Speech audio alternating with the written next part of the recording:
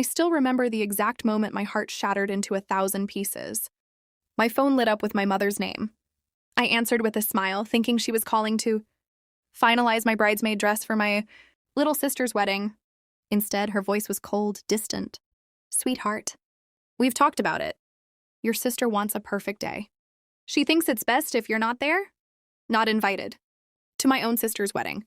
I stood there in my kitchen, the phone pressed to my ear, feeling the floor disappear beneath my feet. For years, I had been the reliable one, the one who worked 2 jobs through college while my parents poured everything into my sister's dreams. I helped pay for her apartment, celebrated every promotion, showed up for every family crisis, and now I was being erased from the biggest day of her life. "Why?" I whispered, my voice barely holding together. My mother sighed like I was the difficult one. "You know how things are. There's always tension when you're around. Your sister deserves to be happy without any drama." Drama? The only drama had ever been their constant comparisons.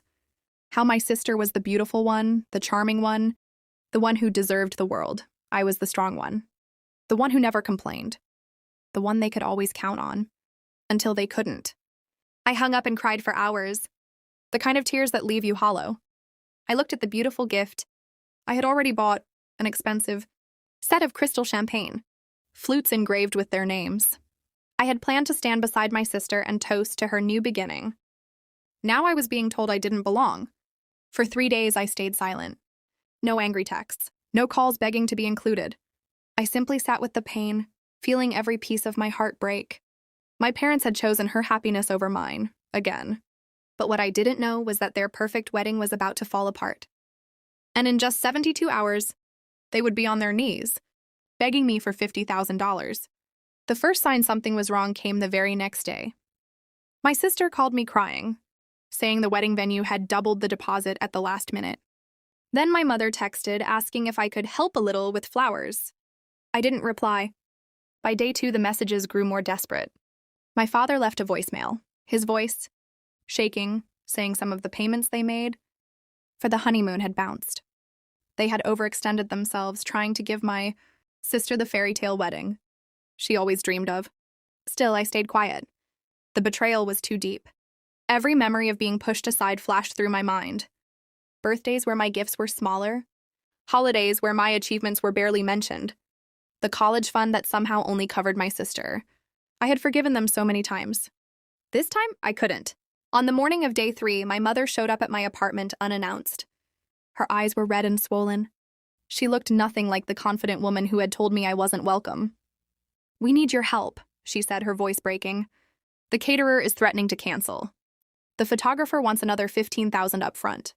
And the venue? They're saying if we don't pay the balance today, they'll give the date to another couple." I stared at her, numb. "How much?" I asked quietly. $50,000, she whispered. "Just a loan. We'll pay you back. You've always been so responsible with money. Please, for your sister." For your sister. Those 3 words hit harder than anything. Not for the family, not for me. For my sister, and the same sister who hadn't even picked up the phone to tell me herself that I was excluded. I felt something shift inside me. The broken girl who just wanted to be loved by her parents finally woke up. The pain didn't disappear, but it transformed into something colder, clearer. I told her I needed time to think. She left sobbing, hugging me like I was still her obedient daughter. But I wasn't anymore. That night I sat down and looked at my savings, the money I had worked years for, the emergency fund I had built while they spent everything on my sister. $50,000 was almost everything I had. And for the first time, I realized I didn't owe them a single cent. The next morning, I drove to my parents' house. They were both waiting, hopeful, desperate. My sister was there too, eyes downcast. For a moment, I almost felt sorry for them. Almost. I sat down and spoke calmly, my voice steady for the first time in days.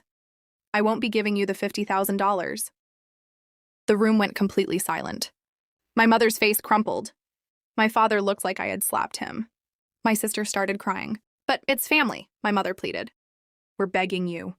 I looked at each of them, letting the weight of my words settle. "Family?" I said softly. "You told me I wasn't family enough to stand at my own sister's wedding. You chose her happiness over mine without even talking to me. And now, when your perfect day is falling apart, you remember I exist. I stood up slowly. I love you. I will always love you. But love isn't a one-way street. I've given for years. Today I choose me. I didn't yell. I didn't scream. I simply walked out. The wedding still happened, but it was smaller, simpler, and filled with tension. Many guests asked where I was. Some family members started to see the truth. My parents had to cancel parts of the honeymoon. My sister's dream day wasn't perfect after all. Weeks later, my mother called again, this time with no demands. Just tears and a quiet apology. My father sent a long message admitting they had taken me for granted. My sister eventually reached out too. I forgave them, but I never gave them the money. That $50,000 became the start of my own new chapter. I used part of it to travel, something I had always put off. I took courses that advanced my career. I finally started living for myself. Looking back, the deepest revenge wasn't saying no. It was realizing I no longer needed their validation to feel whole. They tried to erase me from their perfect picture, but in the end, I stepped out of their frame and into my own life. If there's one thing I've learned, it's this: family should lift you up, not break you down. And when people only remember you exist when they need something, it's okay to choose yourself. Sometimes the most powerful revenge is simply refusing to be used anymore and walking away with your dignity and your peace intact. Thank you for listening to my story. If you've ever been the reliable one who got pushed aside, drop a comment. You're not alone. And remember, your worth is not measured by how much you can give to people who only take.